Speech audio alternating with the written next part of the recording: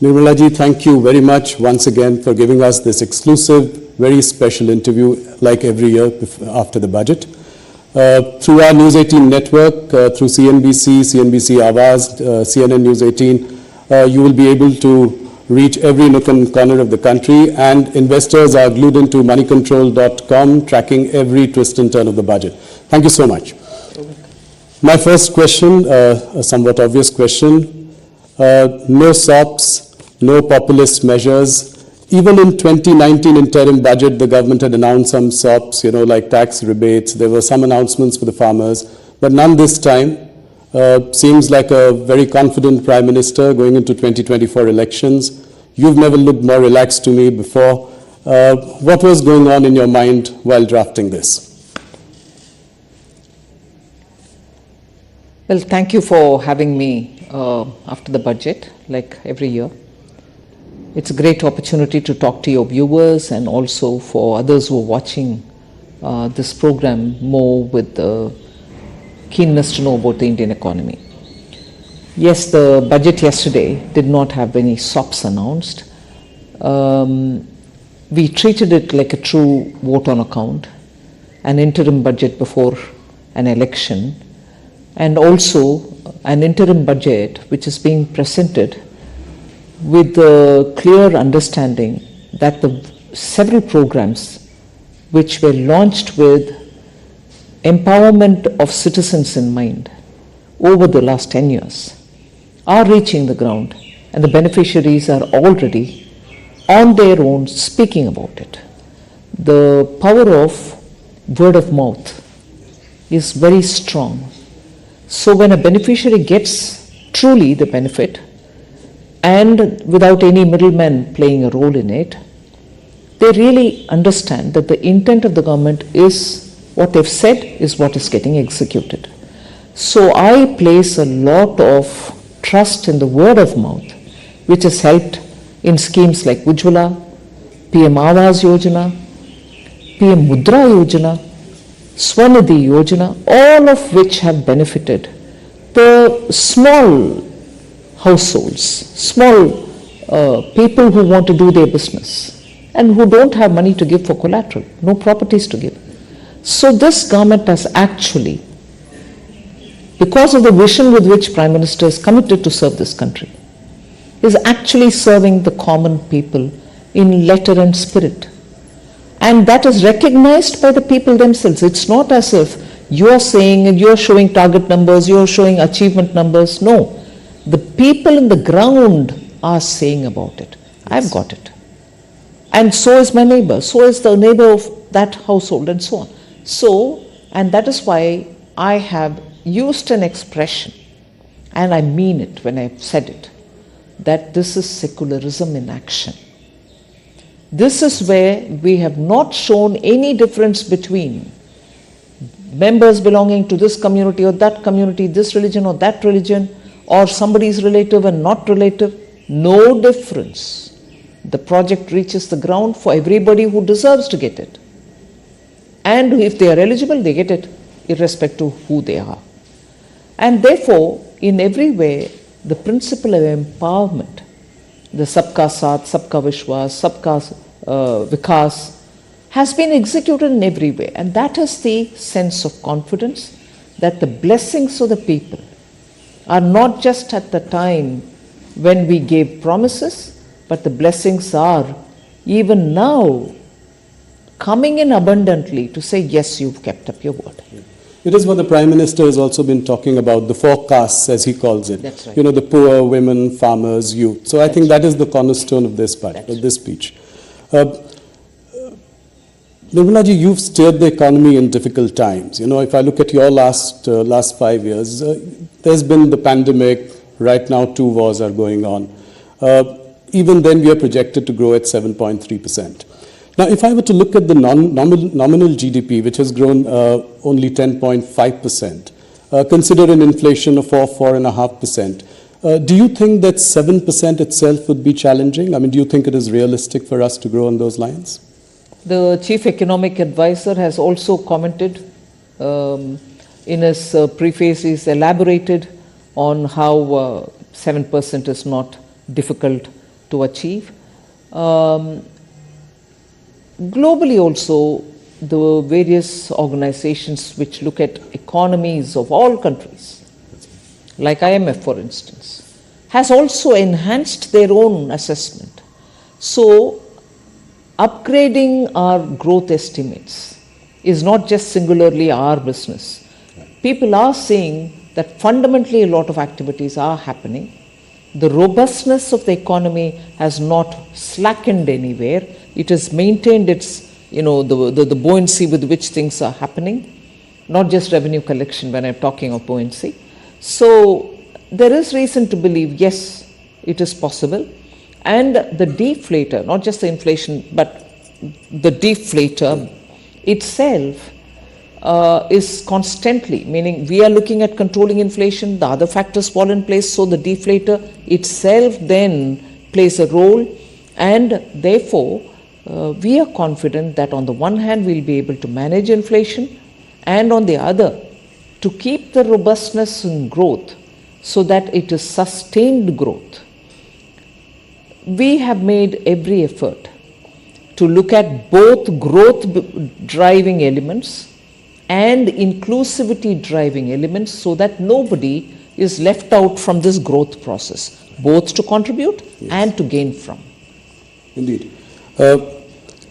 Something that has been commented enough, and you've got a lot of accolades for it in this budget.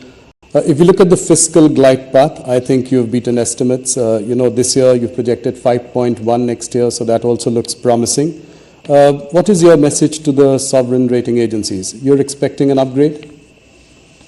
Well, I would think that they do their job, but periodically it's our business also to bring it to their notice that economy, particularly emerging market economy like India, despite the odds,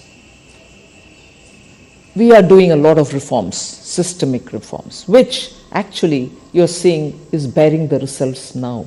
If only Prime Minister Modi hadn't pressed the pedal, let's say the revving pedal, the accelerator during COVID, even as we are managing COVID, we will have to attend to reforms and continue doing the reforms. The Atmanirbhar Bharat announcements were all infused with so much of reform measures.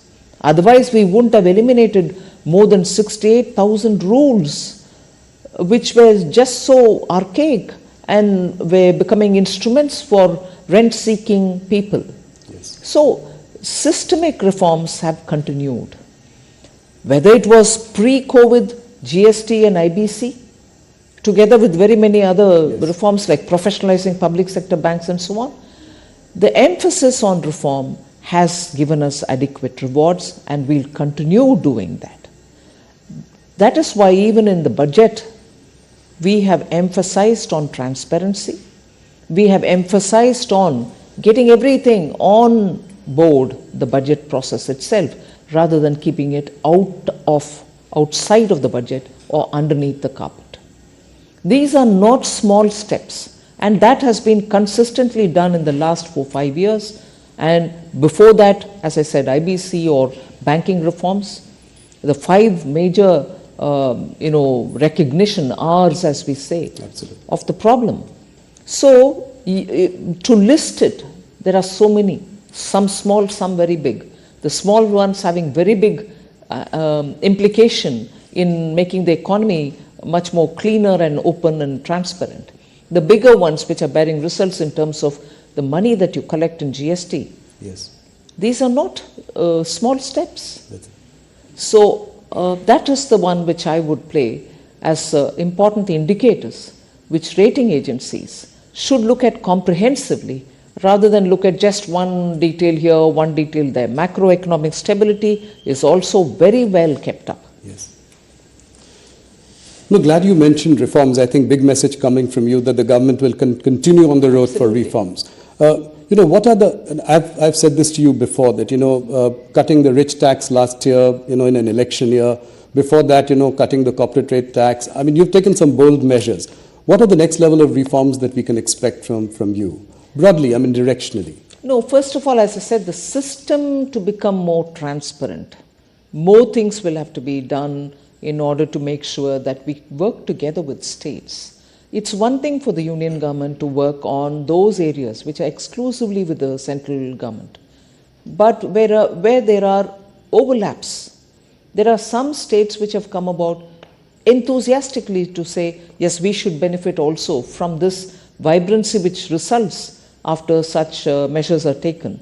And therefore, when reforms are talked about, we normally always say 3 levels where it has to be carried out with the same vigor. The central government, the state government, and then the local bodies. Yes. Now, working with the state governments has already started happening. The last few years, you see very many areas where we are working together. The local body level, the municipal, urban local bodies, the panchayats, we need to have greater interchange of ideas and working together with them also. That will also continue now. Okay. Finance Minister, if I were to ask you this one question, with the exception of Air India, no strategic privatization has taken place, any significant. You know, whether it is IDBI, Concor, SCI, banks. Why has your government sort of repeatedly kind of underperformed on this disinvestment aspect? I mean, is the thinking changing within the government? Are you looking at sort of strategic sales and not maybe offer to sell completely? Is there some shift in the thinking?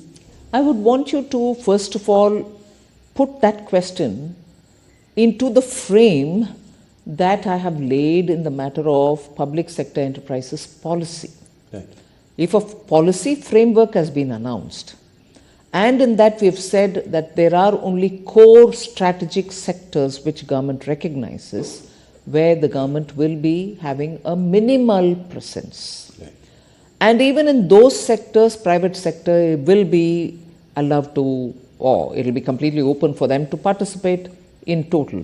In the sense, there will not be any one sector, inclusive of the core strategic sector, which will be exclusively reserved for public sector, whereby consolidation will have to happen to make them big enough for a big country like India. Yes. Efficiencies will have to be brought in. Their values will have to be increased. So this question of yours will have to fit into that frame. I will not reverse any of the cabinet approved decisions. Okay. But at the same time, you should probably also have noticed that for each of them, we are working to make sure that we are not allowing them to remain there till they are getting disinvested. Equally, we are working to make sure that their valuations are kept up, they are improved upon. That if you look at the public sector listed companies and their valuation in the market today, you see the kind of vibrancy which has been brought into them. Their share values have gone up.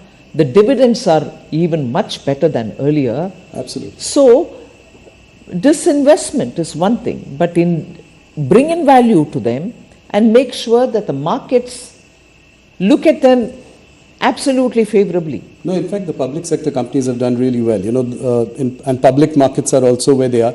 Would you consider sort of diluting your stake maybe to 49% in some of the companies? Thereby, they are not government owned, but at the same time, you have best of both the worlds. And the valuations could go up even further. No, certainly. That is not something which has been denied earlier, meaning as a matter of policy. But in many ways, we are already, you will see periodically, the DPAM Yes. department which takes care of the disinvestment has slowly, in trickles, released a lot of government's shares into the market so that private ownerships can come in and they can take hold of those shares. So that is happening already, and we'll certainly like to make sure that greater participation, public ownership of in companies like, let's say, SBI or ONGC, yeah. you know, I mean, this could be another possibility. Absolutely. Thank you. One of the big ideas this budget, which struck to everyone as a big idea, has been the announcement of a corpus of 1 lakh crore, you know, to provide interest-free or low-interest sort of loans for research and innovation. Can you elaborate a little bit on this? How will this work? Will there be a separate sort of entity managing this? How will it go forward? Yes, certainly. I first of all would bring in a bit of a context to this. It's not as if we are doing it now for the first time. Earlier too, there were several funds within different departments like the science and technology. They had a CSIR, its own. Funds were all over the place. You had them doing supportive activities for innovation, each from their own side.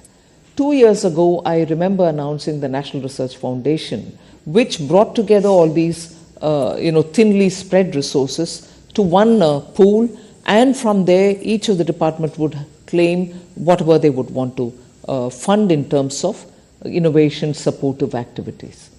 But what we've now done is, they may remain so, but the government would now bring in a kind of a institution or a vehicle which can take this 1 lakh crore, which will be given to them next few years in total, as a interest-free corpus amount. Using that, they can then identify innovation-related exercises which are happening in private sector and fund them.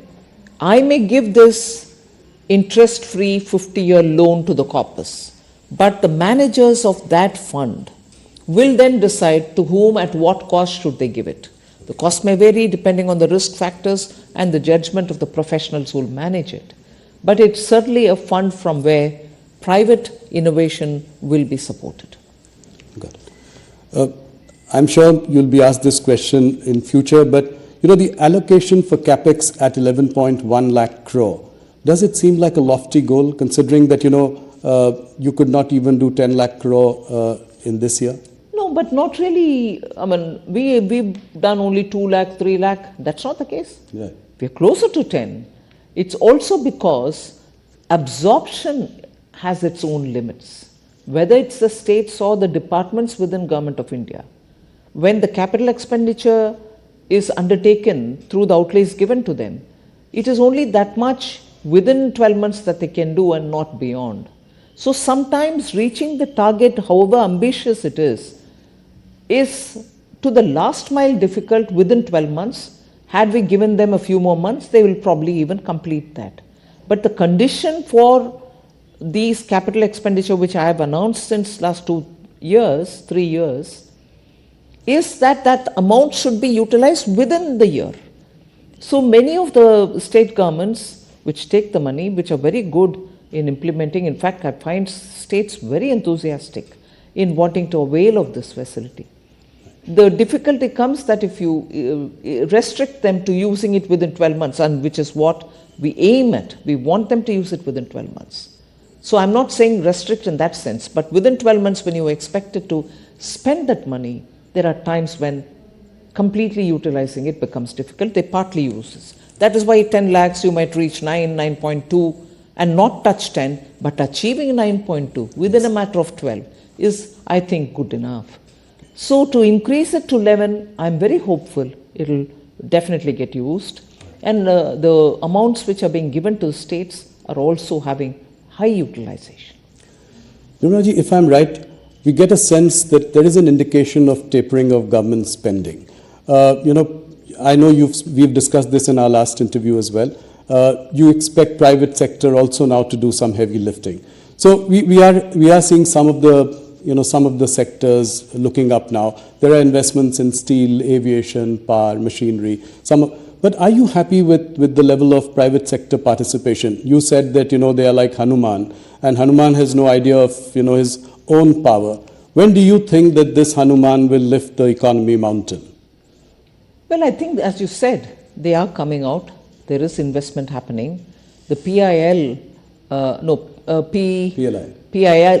PLI scheme is also helping them. Yes. So investments in newer areas do have a slightly longer gestation period. It's not as if their brownfield projects are getting additional money. That also is happening. But the interest in the sunrise sector is really obvious now. People are taking a lot of interest, and you're seeing them coming forward. Okay. So that's heartening news. One more question on the stress that is being seen in the rural economy. Your higher allocation outlay to Manrega also is an indication, betrays, the stress on rural economy. If you look at the results of FMCG companies, consumer durable companies, even if you look at the Nielsen data, it shows that the rural volume growth has underperformed urban volume growth for almost 7 quarters now in a row. So what is your prognosis of rural demand, and how do you think we will deal with this going forward? I'm not sure if I'll be able to describe how I view what is happening in the rural areas. Let us recognize that there is a lot of shift in the way employment is panning out. Let us recognize that migration is now looking at redefining itself in a way. Many people who went back to their villages with some skills acquired are wondering if they can continue being there and utilizing and benefiting from the skills that they've acquired. Industries too today are allowing a lot of work from home, and many who are avoiding traveling are also staying back. So that shift will have to be recognized. But equally, that's not to say people are staying back home without work or staying back and working from there with large companies being established everywhere else. So there is a transition happening undoubtedly. Yes. Second, there's also this little savings which is coming through, which we are seeing from the various fixed deposits which are growing as different from small savings. Yes. You're also seeing some middle class looking at savings through the stock markets, demat accounts, and so on. So the indicators with which we are looking at the rural economy may vary, and there are very many newer indicators which we may not want to miss out on. Yes, I agree, FMCG market will also tell us that durable consumables are not being consumed as much as before. Yes. But, well, I take that as one indicator, but equally, the kind of activities which are now happening in the rural areas, because of better connectivity, because of other digitization, are also yet to be measured, I would think. Okay. One thing related to, the job market, especially, if you look at the campus recruitment in engineering colleges and MBA colleges. So on one side, there is this, the economy is doing well, and all indicators point to that. But on the other hand, the campus recruitment this year has been muted.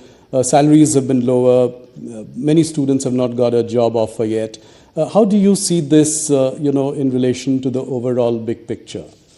See, the question about employment, I am afraid we are repeatedly focusing only on those indicators pertaining to the formal economy, which is important. I am not denying its role. So college recruitments, IIM like campuses are important. But equally, the jobs that are getting created in the middle and lower order are not getting counted at all. I would look at the way in which banks and their credit offtake is happening in small and medium businesses. The new companies which have got registered, which is a data which I have put out from the MCA, the number of new companies which have started are certainly not people who are being recruited for jobs. They are people who are investing money, believing in their skills, registering a company, and probably giving jobs for others. Why would new companies get registered in a bigger number than before if employment is not being offered? The companies cannot operate in vacuum without human beings in them. So I think a fairer, open, and an exhaustive picture of India's employment, both in the formal and non-formal areas, will have to have some kind of a wider base with which, and we need to bring in such data so that the discussion can be more informed. And I think the global slowdown is also having an impact on our jobs, especially at the higher end, right? I mean, in IIM campuses or engineering colleges, etc. Equally, because of the way in which artificial intelligence is coming, the kind of job requirements that are expected of new recruits are also changing. Yes. So the people with old skill sets are now expected to have additional newer skill sets for entering into a certain area which till now did not exist. So we are lots of calibrations are required in understanding this. That's right. Yesterday in your budget speech, you were very appreciative of, income tax payers. In fact, the number of income tax, people paying income tax has gone up. Collections are up 2.4 times. You were quite appreciative. In fact, I thought you just stopped short of sort of giving them something back because, it was a vote on account. My question is that, salaried people are paying 30% today, whereas corporates pay 22% tax. In the longer term, directionally... Corporates meaning as an entity, yes, a company. As an that's right. So I'm saying in the longer term, directionally, do you think you would align this in some way or the other? I'm talking about the longer term. Well, the direct taxation reforms are a steady job in the pipeline, and some results come out and more work is happening.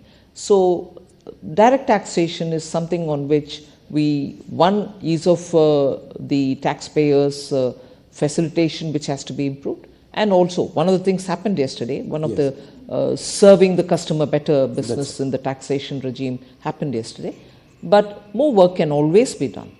Yes, so salaried can be more hopeful in the coming days in your July budget. I'm not saying anything now. No, I know that. I mean directionally over the long term.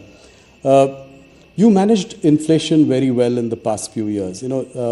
What about food inflation? That's really pinching the common man. Pulses are up 20%, vegetables 27%. Any plan to sort of rein in food inflation? See, food inflation cannot be spoken as one basket. Yes.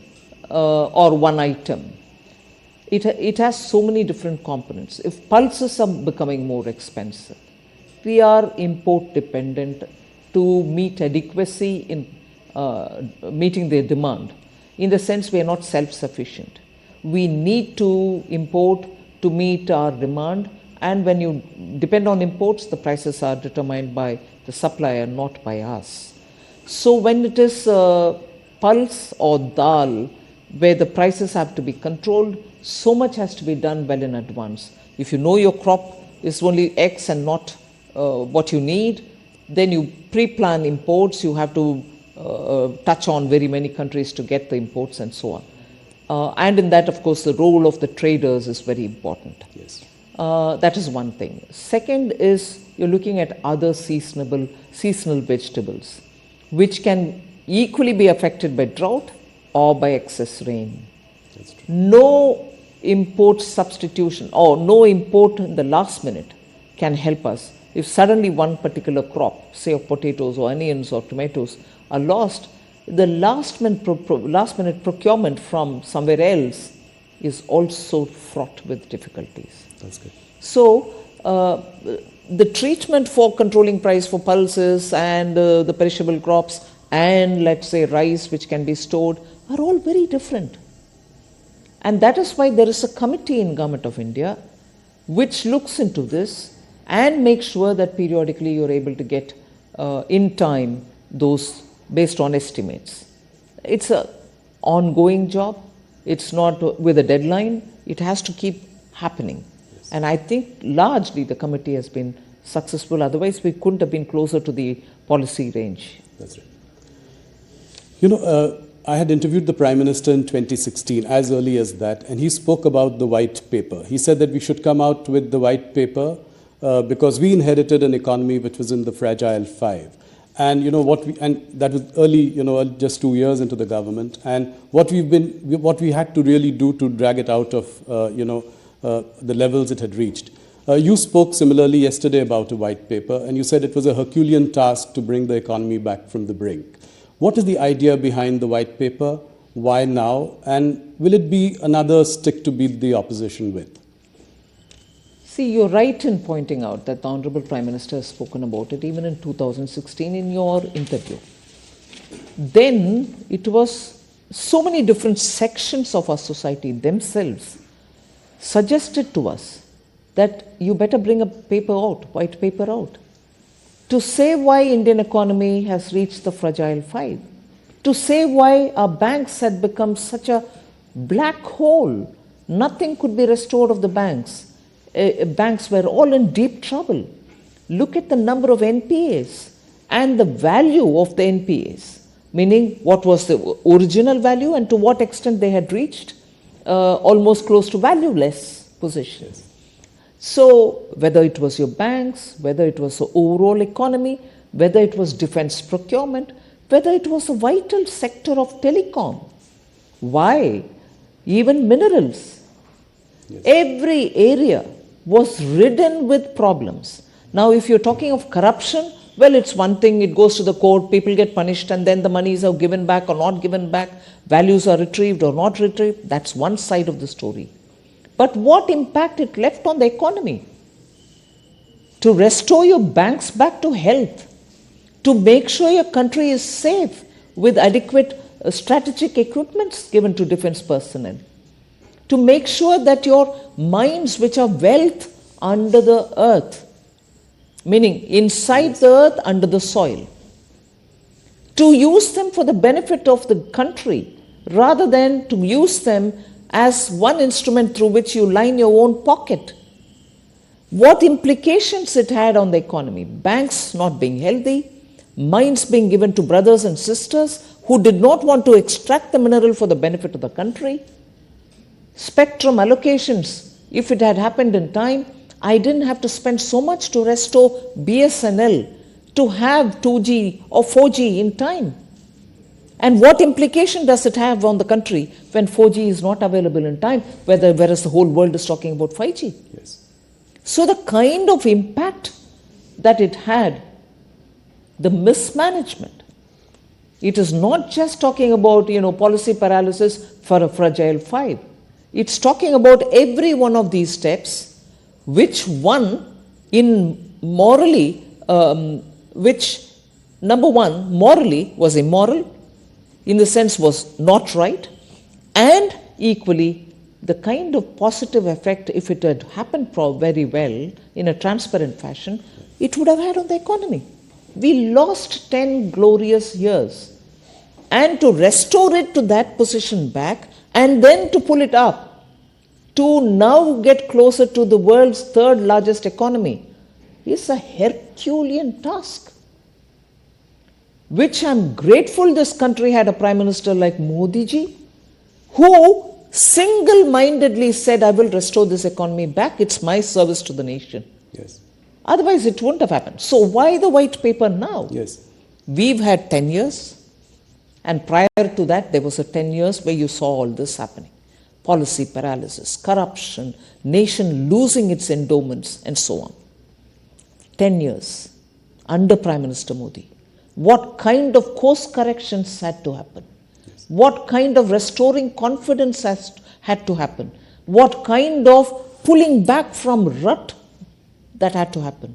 And equally making sure you're purchasing the equipments, you're removing BSNL from distress, you're making sure BSNL employees are given their due, you're making sure the country gets 5G, not just 4G. Look at the coverage India has in 5G today. I agree. All this, and to make sure that the investor confidence is not just intact, but is growing, that within a matter of 8 years, I would say, we've reached $596 billion as our foreign exchange reserve. Just compare that with the last 10 years. At least for the sake of the elected honorable representatives who are sitting in the parliament, they should know what was it then, what effort it took to restore it here, and what we should not therefore ever imagine or dream of doing in personal interest, forgetting the nation.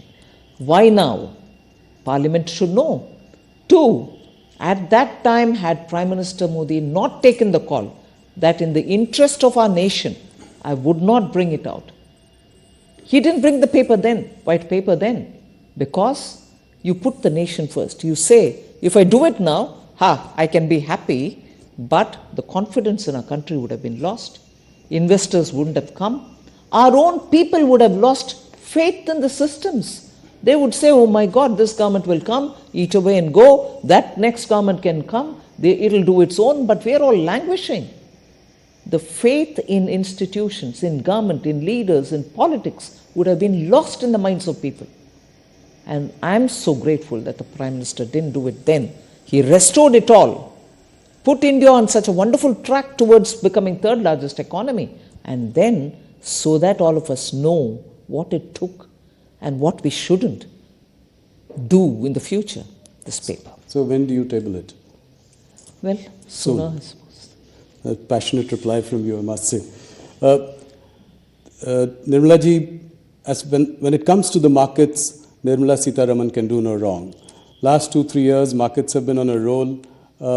My question is, can you assure the markets and its participants that there will be stability in the capital gains tax regime? And I ask this question because last year you had tweaked, the debt market, the debt mutual funds in your budget speech. So, is there stability around the corner in the foreseeable future? Policy stability is one thing which Prime Minister really lays a lot of emphasis on. Yes. He doesn't like periodic tweaking. He would tell you it's only 2 years, it's only 3 years, let it play out, let it settle down and so on. So he's never in favor of quick twists and turns. Right. And this is not me saying, people who have observed him for his tenure as Chief Minister will know that the biggest strength under Prime Minister Modi is stability in policy. So that's a singular line reply that I can give for it. Right. No surprises. I mean, long-term stability in policy.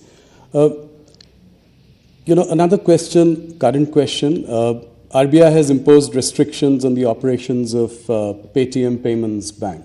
I don't, want to go into the details, but just a question is, what is your message to the fintech industry? Is there more than meets the eye in this case, or are we going to be cautious when it comes to the fintech sector? No, I wouldn't want to comment on any one particular company, Okay. but fintech is an area in which all of us are very enthusiastic. India has contributed a lot in this sector. India's contribution in this sector has been globally recognized. Today, if people are looking at solutions, fintech solutions, they are looking to India. Our youth have contributed a lot and built capacities for themselves. This is an area which we'll certainly like to work with and encourage. I'm not commenting on any one company. That's heartening to know for the fintech industry. Thanks for the message. You have been tightening things around. Would you think that the RBI should loosen now? Well, RBI does take its own call, but I will appreciate the RBI for working together with the stakeholders. And they take a call, I'm sure they take a call that keeping growth in mind. They've been steady, I suppose. They'll continue to be steady is my expectation and hope.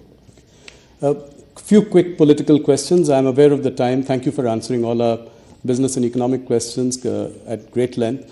We are seeing a different side of Nirmala Sitharaman. In the last few weeks, you've also been seen as an aggressive politician. You've turned the heat on your rivals in Tamil Nadu. You said that Stalin's DMK is an anti-Hindu party and that they were forbidding the live telecast of the Ram Mandir Pran Pratishthan ceremony. What do you have to say to that? 100%. I have not said a loose word.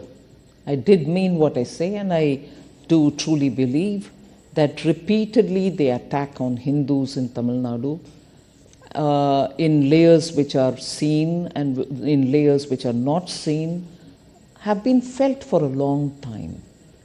I speak very many times about Tamil Nadu with lived experience. Yes. And therefore I don't talk too soon, nor do I speak too indiscreetly. So when I say something, I mean it because I feel it also. I do corroborate with data, with actual ground activities, and then only comment.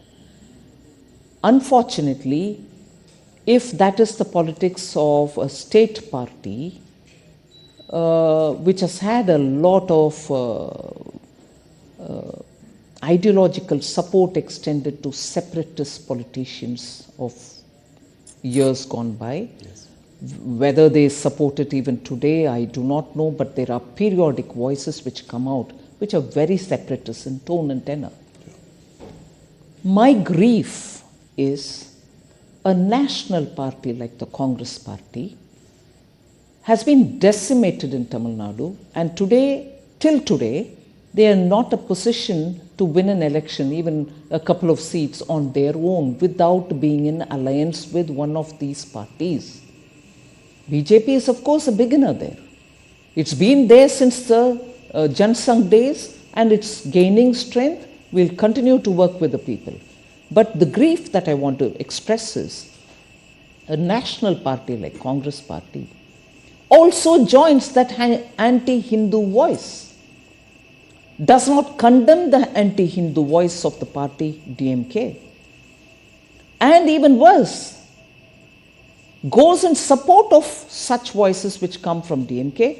And today, not just in Tamil Nadu, a Congress party member in the Lok Sabha today, meaning he's a sitting Lok Sabha member, and a brother of a deputy chief minister in Karnataka, also speaks in separatist voice. So anti-Hindu is one, anti-Hindu activity is another, which also is happening in Karnataka incidentally. Congress party in Tamil Nadu supports these kind of anti-Hindu or anti-separatist voices, and today that is a spirit with which Congress also is aligning, which is what I find utterly shocking. Is there an attempt to paint the Bharatiya Janata Party as a North Indian party? And this North-South divide, encouraging that. Is that what you 100%. sense? They've always called Bharatiya Janata Party two things. It is a Brahmin Baniya party.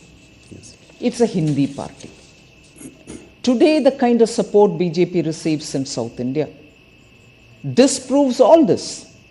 And I don't want to name individuals and say, oh, he or she belongs to this caste, we promoted this caste, and therefore, more than BJP, I can challenge today, is there any one party in India which has worked for the betterment of tribals in India, which has worked for the betterment of the Dalit scheduled castes in India, which has recalled some of the best iconic leaders coming from those communities but attaining national stature, whether it is Dr. B.R. Ambedkar, whether it is Guruji and considered like God himself, Birsa Munda, whether it is the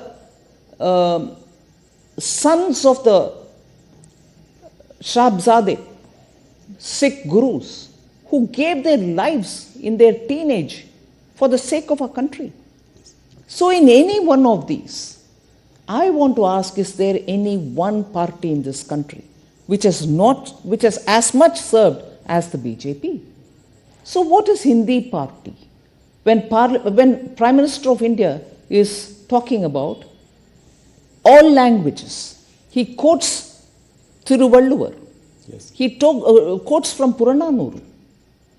Every given opportunity, he takes the languages even to the UN.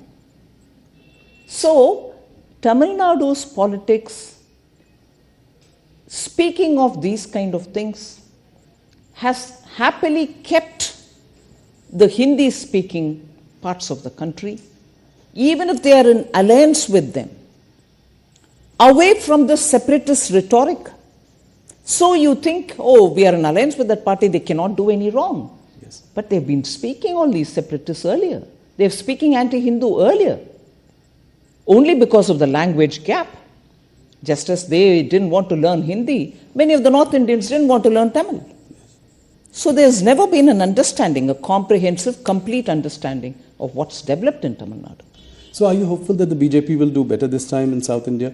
I mean, how many seats do you see them getting out of 131 seats? It's difficult to talk about number of seats, but I'm sure But in the efforts which are being made by Tamil Nadu BJP unit. So you're likely to open your account in these states like Tamil Nadu, Andhra We'll Pradesh? certainly work for the people and hope to have their Kerala? blessings.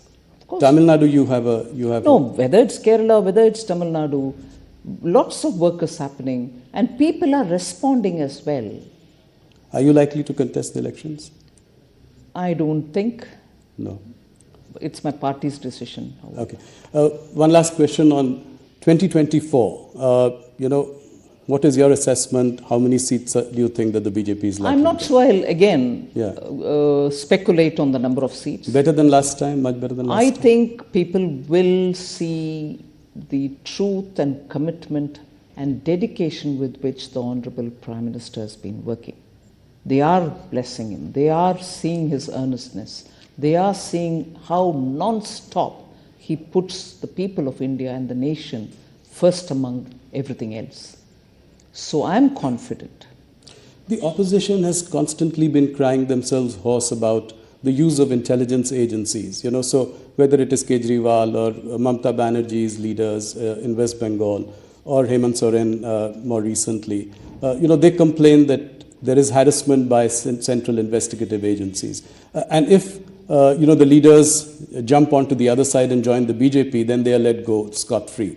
What do you have to say? My last question. Now, first of all, many of the cases in which the CBI or the Enforcement Directorate or the Income Tax pursue cases cannot come to the level of asking for custodial or asking for interrogation or arrest can happen overnight. You will be surprised in many of these cases. The cases were originally filed during UPA times. Many of these cases belong to that era. You know the Indian system, the level and the time consumed for each stage to mature and to reach a stage where summons are being served. It consumes a lot of time. Many of these are from that era case. So it's not as if we've done it. One. Second, a survey or a search happens. Tell me if they've come empty-handed. Roomfuls of cash. Equally, when we are talking about common man adopting to technology, doing digital payment, you have people sitting with tons of currency notes in their homes. Nowadays, everything is videographed. I can't sit here and say, I found so much cash in your house without a proof. The video shows in the bathroom, in the bedroom, in lockers, tons of cash being kept. What explains that? So it's very well to use that as a whip to hit at the ruling party to say you're using the Enforcement Directorate or CBI. These are professional agencies. They take huge time to make their cases compact and ready because everything is now monitored by the court once the charge sheet is filed. Yes. And you have to submit the documents to the court. You can't just go there and say, I found this, I found that. Records prove it. So, era is changing. People don't like to have corrupt leaders. So when the Enforcement Directorate go and knock at the doors and come out with such pictures, common people are seeing it. You may cry hoarse, as you said, saying it is being politically used. I'm sorry. It is something which was case from your era. You filed a case against your own ally. There are partners in crime. And then there are partners and enemies also. Yes. Nirmalaji, thank you so much for answering all our questions. You answer economic questions and political questions with equal felicity and passion. It's always such a pleasure to speak to you. Thank you so much. Thank you very much, Rahul.